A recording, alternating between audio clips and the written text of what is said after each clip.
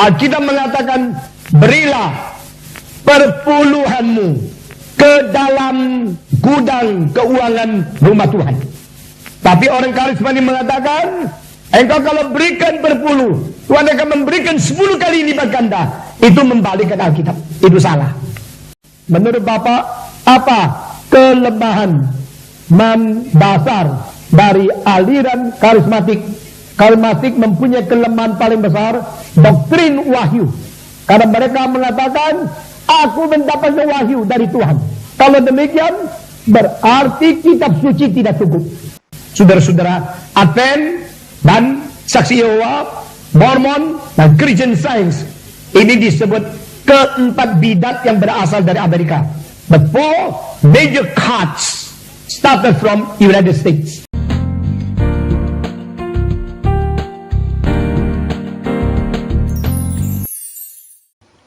Shalom. Salam sejahtera dalam kasih Tuhan kita Yesus Kristus. Jumpa kembali dengan saya, Pendeta Berton Nababan. Pada kesempatan ini, secara khusus saya akan membahas kembali pernyataan yang begitu keras dan tegas dari seorang hamba Tuhan senior, yaitu Pendeta Dr. Stephen Tong, yang menuding gereja Advent hari ke-7 adalah bagian dari bidat. Dan tentunya hal ini menimbulkan keresahan dan kemarahan dari banyak orang. Bahkan di sisi lain, saudara, Pendeta Dr. Stephen Tong ini juga membongkar kesalahan para pemimpin karismatik. Bahkan beliau juga menunjukkan berbagai kelemahan mendasar dari ajaran karismatik. Pertanyaan saya yang harus kita pikirkan dan coba jawab di kolom komentar. Apakah seluruh pernyataan-pernyataan yang dilontarkan oleh Pendeta Stephen Tong, baik itu terhadap gereja Advent hari ke-7 maupun yang menunjukkan kesalahan para pemimpin karismatik dan kelemahan mendasar ajaran karismatik, benarkah yang disampaikan oleh Pendeta Dr. Stephen Tong ini? Demikian adanya apa yang dipahami, dimengerti dan diyakini oleh gereja Advent hari ke-7, dan juga apa yang dipahami dan diyakini oleh gereja-gereja karismatik. Saudara dikasihi oleh Tuhan, pada kesempatan ini secara khusus yang pertama-tama, saya akan menunjukkan ulasan dan kupasan Pendeta Dr. Stephen Tong berkaitan dengan kesalahan para pemimpin karismatik dalam bentuk audio. Ini saya dapatkan dari channel YouTube Pendeta Ezra Alpetsoru. Selama KKR 2 malam dan seminar 1 kali, Bapak berulang kali mengecam pendeta-pendeta karismatik. Bahkan KKR malam kedua, Bapak menyebut Benny Hinn tidak benar. Mohon Bapak berkenan memberikan penjelasan mengapa Bapak begitu tegas menentang mereka. Apakah sebenarnya yang telah salah dan mereka sesuai dengan sorotan Alkitab. Alkitab mengatakan, berilah perpuluhanmu ke dalam gudang keuangan rumah Tuhan. Tapi orang karismatik mengatakan, engkau kalau berikan berpuluh, Tuhan akan memberikan 10 kali lipat ganda. Itu membalikkan Alkitab. Itu salah. Alkitab mengatakan, barang siapa yang mengikut Tuhan Yesus harus menyangkal diri, harus memikul salib. Orang karismatik mengajar, kalau engkau mengikut Tuhan, pasti menjadi sukses, pasti menjadi kaya, pasti menjadi makmur. Itu ajaran berlainan dengan Alkitab. Saudara-saudara, kalau engkau tidak baca kitab suci dan setia kepada Tuhan, engkau akan cepat mendengar khotbah-khotbah yang enak-enak didengar. Sehingga Alkitab mengatakan, Bapa, biarlah kehendakmu yang jadi, bukan kehendakku yang jadi. Orang karismatik, mereka berusaha merubah menjadi Tuhan yang Maha Kuasa, lakukanlah segala sesuatu sesuai permintaanku, karena Engkau Maha Kuasa. Akhirnya kehendakku yang jadi, bukan kehendak Tuhan yang jadi. Alkitab mengatakan dengan jelas bahwa kita mengikut Tuhan, kita harus menderita bagi Kristus. Mereka ikut Tuhan untuk mencari kemakmuran, kesuksesan, dan berkat dunia materi yang besar. Sehingga saudara-saudara kita melihat semua prinsip Alkitab diputar balik demi membawa lebih banyak orang datang kepada gereja mereka, datang untuk mengikuti kebaktian mereka, sehingga kelihatan bangun luar biasa. Tapi akhirnya tidak ada pengajaran yang ketat yang diberikan kepada kita. Saudara-saudara, di dalam kebaktian saya, firman diutamakan. Di dalam kebaktian mereka, nyanyi-nyanyi pujian terus menerus, berjam-jam putar-putar yang dipentingkan. Akhirnya firman yang dikabarkan itu setelah manusia dibius, tidak bisa membedakan benar dan salah di mana.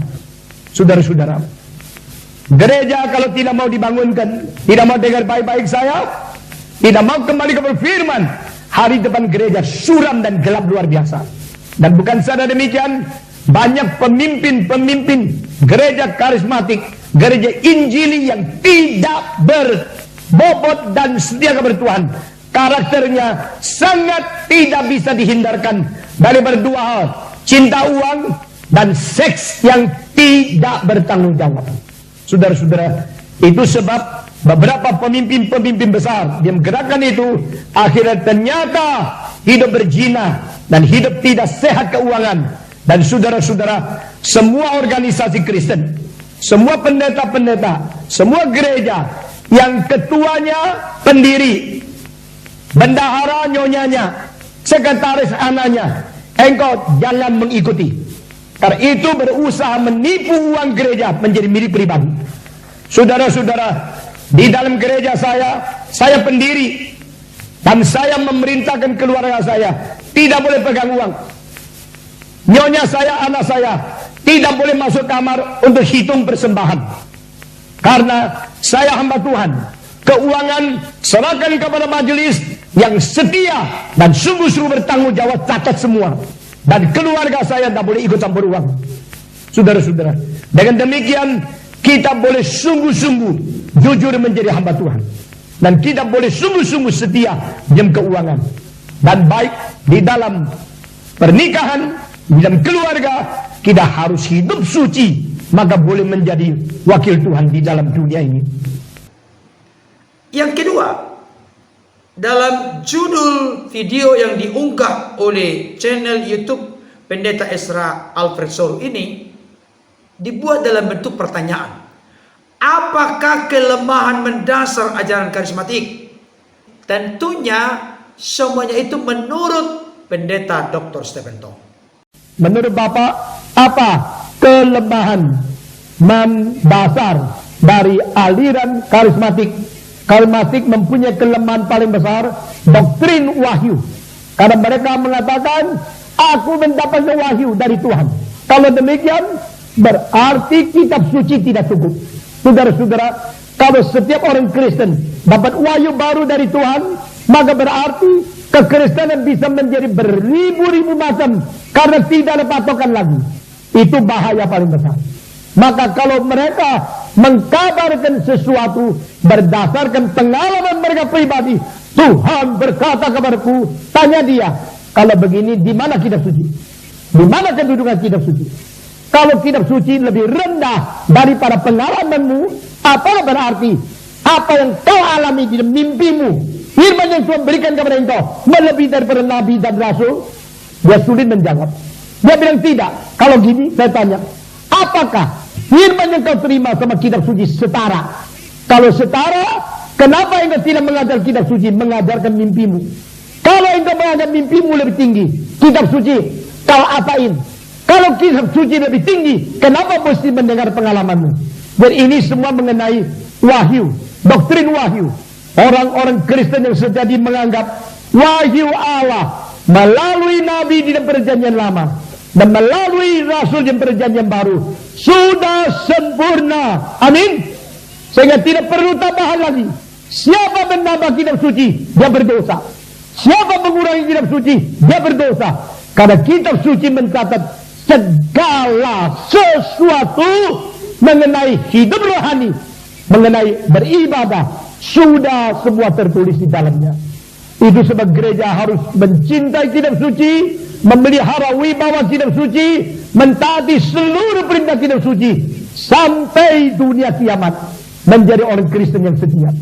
Saudara-saudara, banyak pemimpin karismatik, mereka bukan mengkhotbahkan apa yang dicatat dalam kitab suci, mereka mengkhotbahkan pengalaman-pengalaman mereka, dicocok-cocokkan dengan kitab, memperalat kitab untuk menyatakan sesuatu penyelewengan. Itu dosa besar. Saudara-saudara sekalian, Alkitab tidak mengajar dengan teologi kemakmuran, teologi kesuksesan, teologi kelancaran, teologi kekayaan seperti apa yang diajar. Alkitab tidak mengajar kalau kita harus menerima Roh Kudus dengan cara gebelak, mata tutup, pingsan, lalu jatuhnya ke belakang. Di dalam kitab suci menyembah dan bersungkur di hadapan Tuhan, semua jatuh ke depan, bukan ke belakang. Jadi itu semua tidak sama dengan ajaran kitab suci. Bagian yang ketiga, saya akan tunjukkan bagaimana seorang hamba Tuhan dari Amerika, dan tentunya dia adalah orang Indonesia, yaitu Pendeta Dr. Jonathan Kuntaraf, yang diwawancarai secara live streaming oleh Evangelis Stefanus Wijaya. Ini akan semakin seru.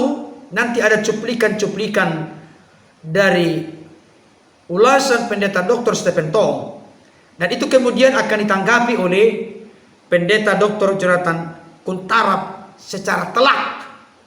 Saudara-saudara, Advent dan Saksi Yehova, Mormon dan Christian Science, ini disebut keempat bidat yang berasal dari Amerika. The four major cults started from United States. Saya sudah menyaksikan dan mendengarkan, memperhatikan ulasan dari Pendeta Dr. Jonathan Kuntaraf dengan host Evangelis Stefanus Wijaya.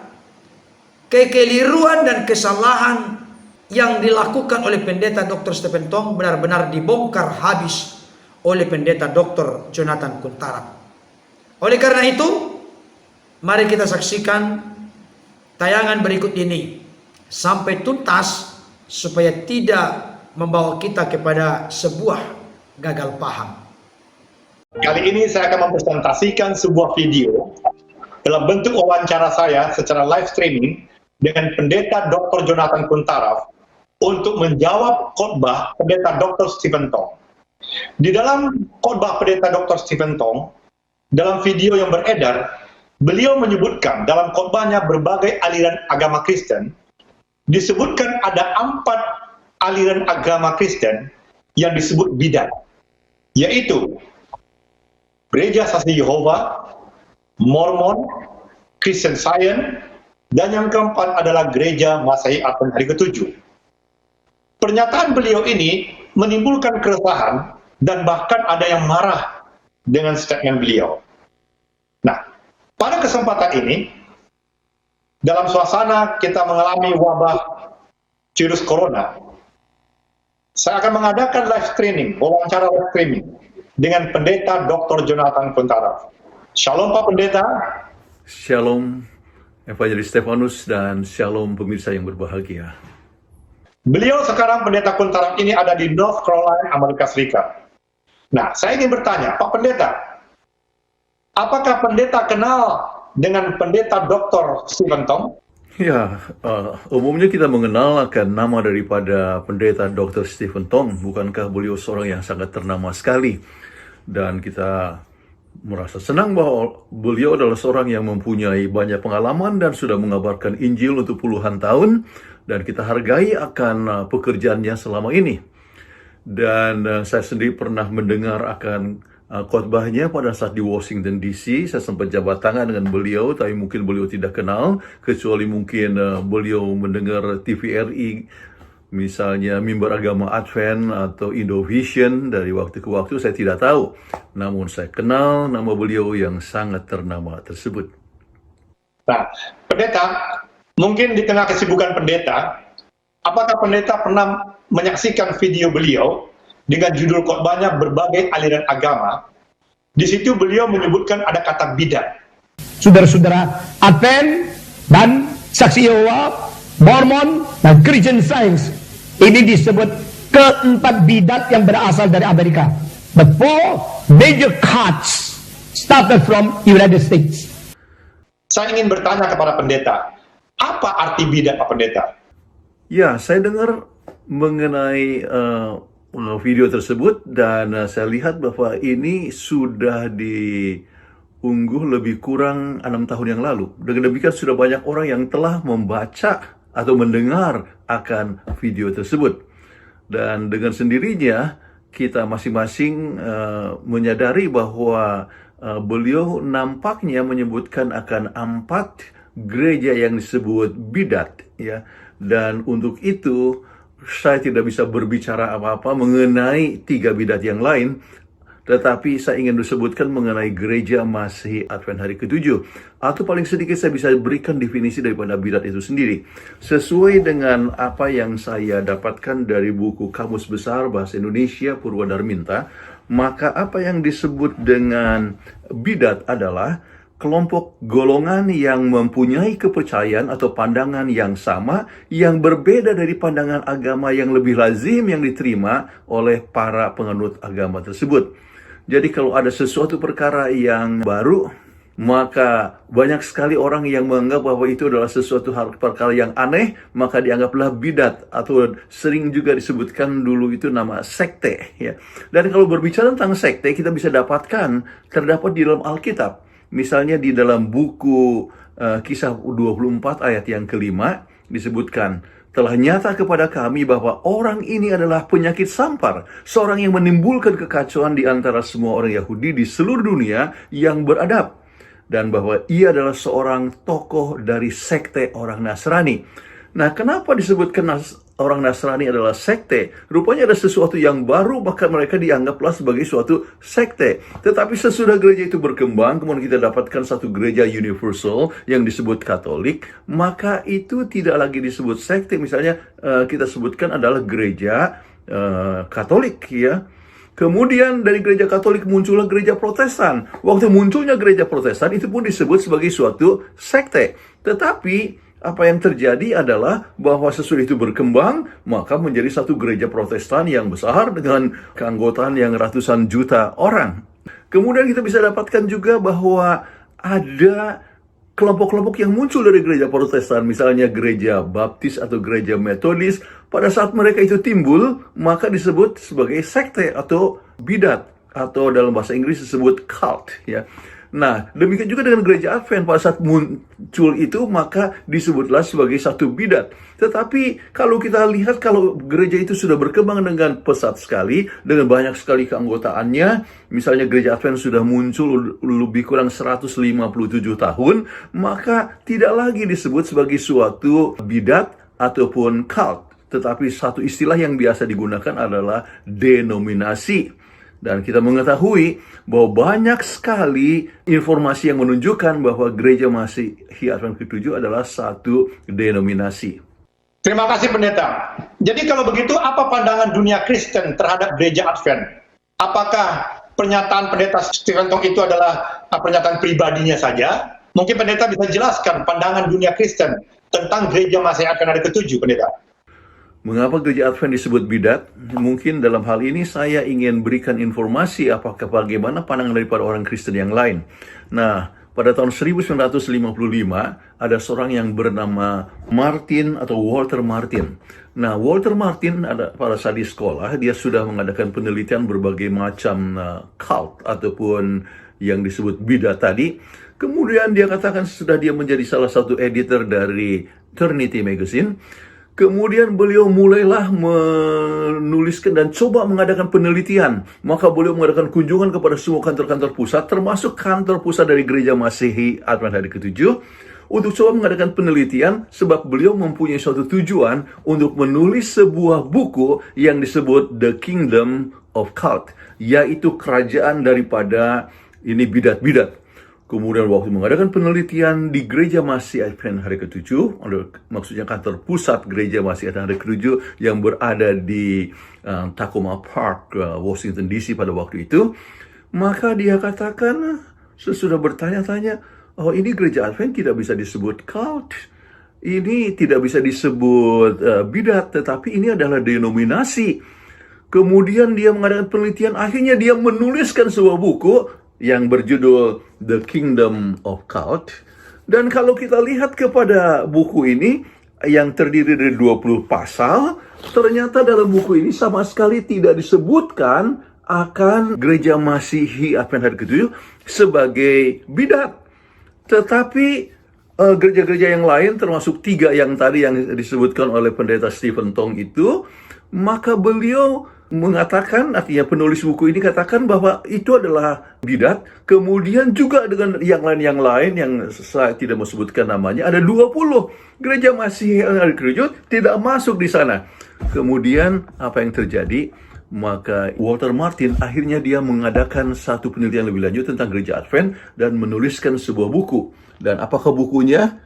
The Truth About the Seventh-day Adventist. The Truth of the Seventh-day Adventist, yaitu kebenaran mengenai Gereja Masihi Advent hari ke-7.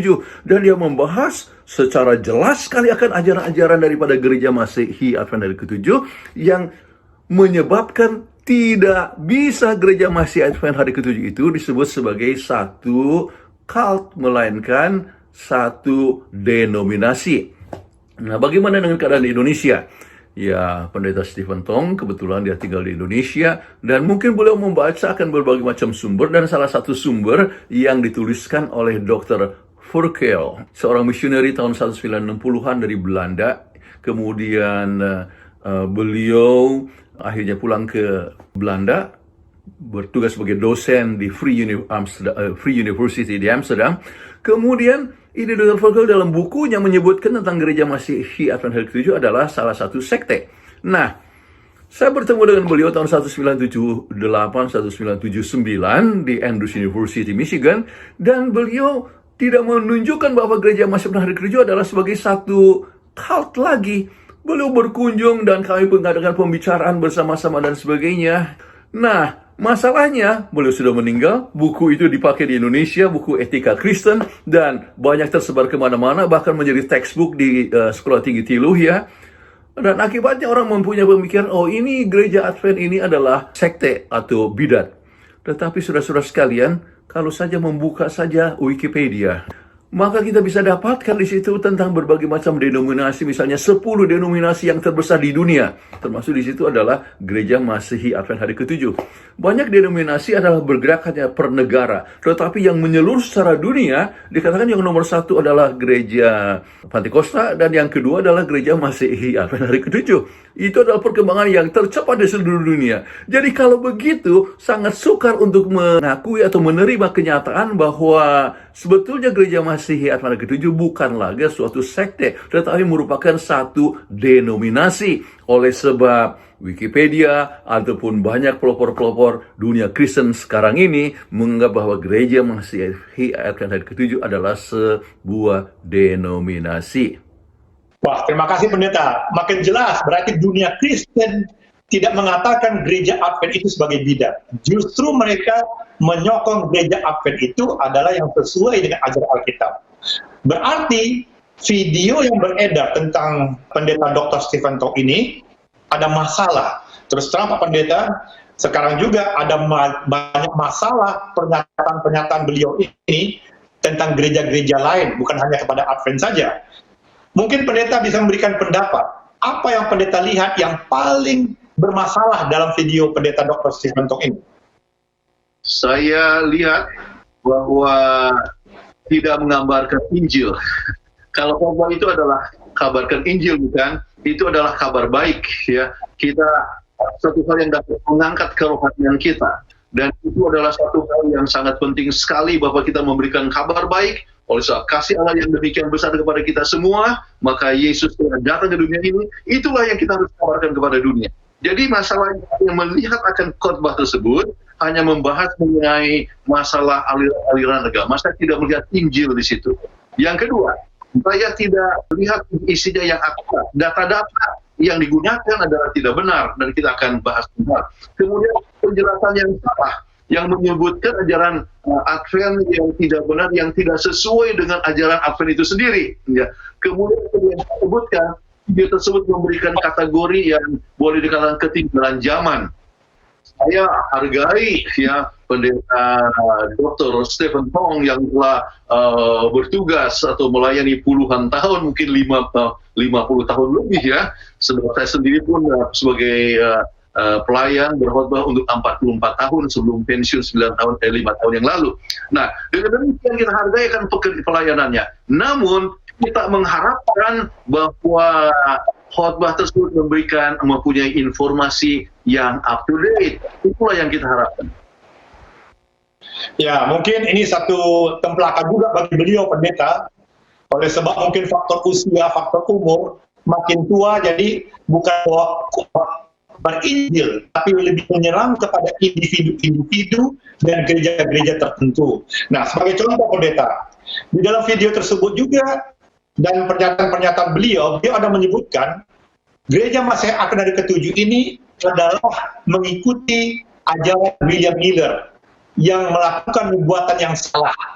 Nubuatan yang salah dari William Miller diteruskan oleh Nyonya Ellen G. White. Nah, dalam hal ini Pak Pendeta, saya ingin bertanya, apakah memang demikian tuduhan Dr. Stephen Tong itu benar?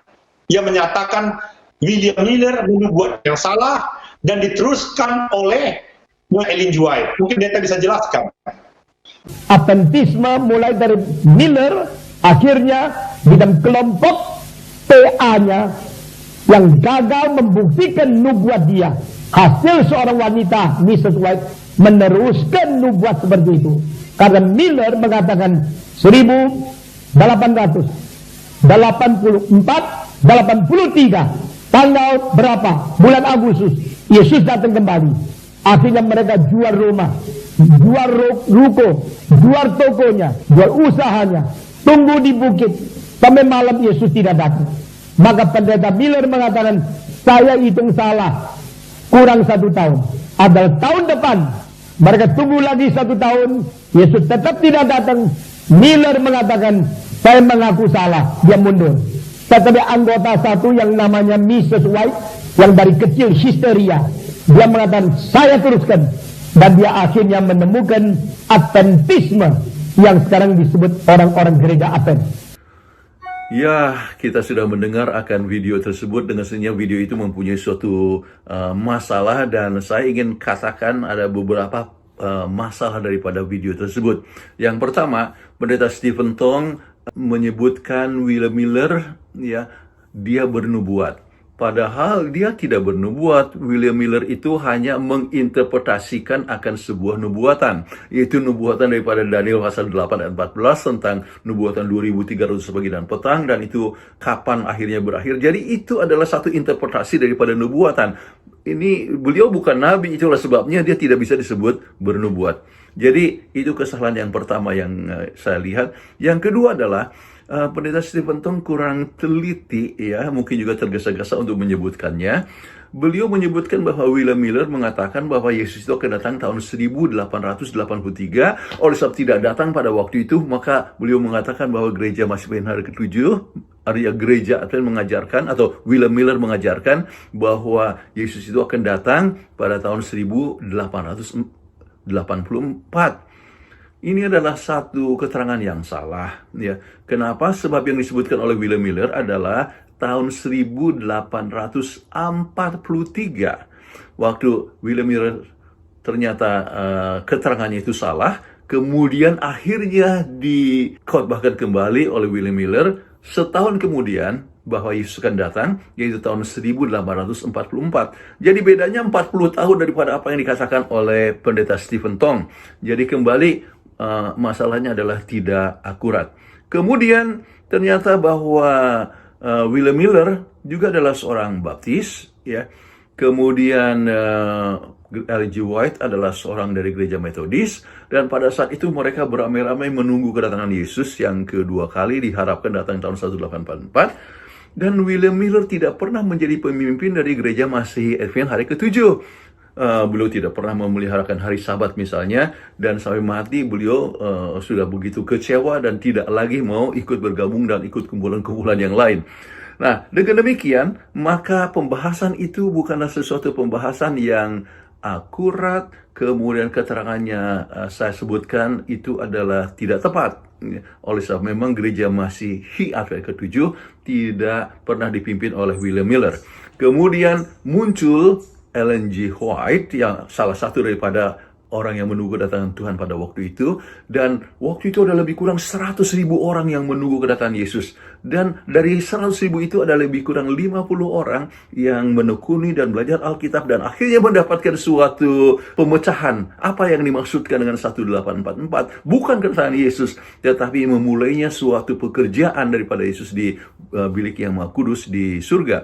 Nah, dengan demikian maka keterangan yang diberikan oleh pendeta Stephen Tong itu adalah tidak sesuai seperti yang diajarkan oleh gereja Masehi Advent hari ke-7. Wah, semakin jelas bagi saya bahwa video ada pernyataan pendeta Dr. Stephen Tong itu sungguh menyesatkan. Oleh sebab beliau mengatakan dalam video itu bahwa setan menanggung dosa manusia. Apakah demikian? Bagaimana pendapat pendeta menanggapi video yang beredar itu? Bahwa pendeta mengatakan setan menanggung dosa. Mungkin kembali dia salah baca nih pendeta, karena faktor usia dia. Adventisme mempunyai kepercayaan yang salah. Sekarang banyak anggota Advent sendiri tidak tahu, yaitu yang menanggung dosa bukan Yesus, tetapi iblis. Karena iblis yang menciptakan dosa, maka iblis harus menanggung dosa. Dan mereka mengambil ayat daripada Alkitab, buku Musa, mengenai ada domba yang dibawa ke padang belantara, diserahkan kepada agak sosial. Nah, itulah mewakili iblis. Ini ajaran tidak sesuai dengan seluruh kitab suci. Karena Paulus berkata, Yesuslah anak domba Paskah yang mengganti dosa kita. Nah, ini adalah satu hal yang menarik. Apakah memang gereja Advent mengajarkan bahwa setan itulah yang nebus dosa manusia? Saya ingin sampaikan bahwa gereja Masehi Advent hari ke-7 tidak pernah mengajarkan demikian. Apa yang diajarkan oleh gereja Masehi Advent hari ke-7 berdasarkan Alkitab adalah bahwa gereja Advent itu mengajarkan bahwa Yesuslah yang menebus dosa manusia. Jadi sama seperti yang dikatakan oleh Yohanes 1 ayat 29. Lihatlah anak domba Allah yang menghapus dosa dunia. Yesus yang menghapus dosa manusia. Jadi kalau begitu, kita dapatkan bahwa kita mengakui Yesus yang menghapus dosa manusia, yang menanggung dosa manusia. Nah, kita ingat kepada Yohanes 3 ayat 16, karena demikianlah besarnya Allah mengasihi akan dunia ini, sehingga ia mengaruniakan anaknya yang tunggal, supaya setiap orang yang percaya kepadanya tidak binasa, melainkan beroleh hidup yang kekal. Jadi Yesus adalah juru selamat kita. Bagaimana caranya? Dia mengambil tempat kita. Harusnya kita yang harus mati. Ingat apa yang dikatakan di dalam buku Roma pasal yang ke-6 ayat yang ke-23. Sebab upah dosa adalah maut, tetapi karunia Allah ialah hidup yang kekal dalam Kristus Yesus Tuhan kita. Nah, pemirsa yang berbahagia, kita bisa lihat bahwa sebetulnya kita harus mati. Mati untuk selama-lamanya. Tetapi Yesus adalah anugerah Allah untuk kita. Kasih karunia yang luar biasa. Ia mati untuk kita. Kita tidak perlu lagi mati. Tetapi Yesuslah yang mati untuk kita. Itulah sebabnya yang menebus dosa kita bukanlah setan, tetapi Yesuslah yang menebus dosa kita. Baik, saudara dikasihi oleh Tuhan, tadi kita sudah menyaksikan pemaparan atau jawaban yang diberikan oleh pendeta Dr. Stephen Tong berkaitan dengan kesalahan para pemimpin karismatik, kelemahan mendasar ajaran karismatik, dan juga tentang tudingan dari pendeta Dr. Stephen Tong berkaitan dengan Advent yang dituduh sebagai bagian dari bidat bersama dengan Mormon, Christian Science, bahkan juga saksi-saksi Yehova. Silakan tuliskan komentar di kolom komentar untuk meresponi, menanggapi apa yang disampaikan oleh pendeta Dr. Stephen Tong ini. Terus terang, kalau menurut saya banyak hal yang tidak atau kurang pengkajian yang mendalam, sehingga mengambil sebuah konklusi atau kesimpulan yang ngawur, nyeleneh, bahkan cenderung mengarah kepada fitnah, karena apa yang disampaikan oleh pendeta Dr. Stephen Tong tidak sesuai dengan fakta dan data yang diyakini dipahami oleh gereja aliran Pentakosta maupun karismatik. Kiranya ulasan ini boleh semakin mencerdaskan kita. Tuhan Yesus memberkati. Amin.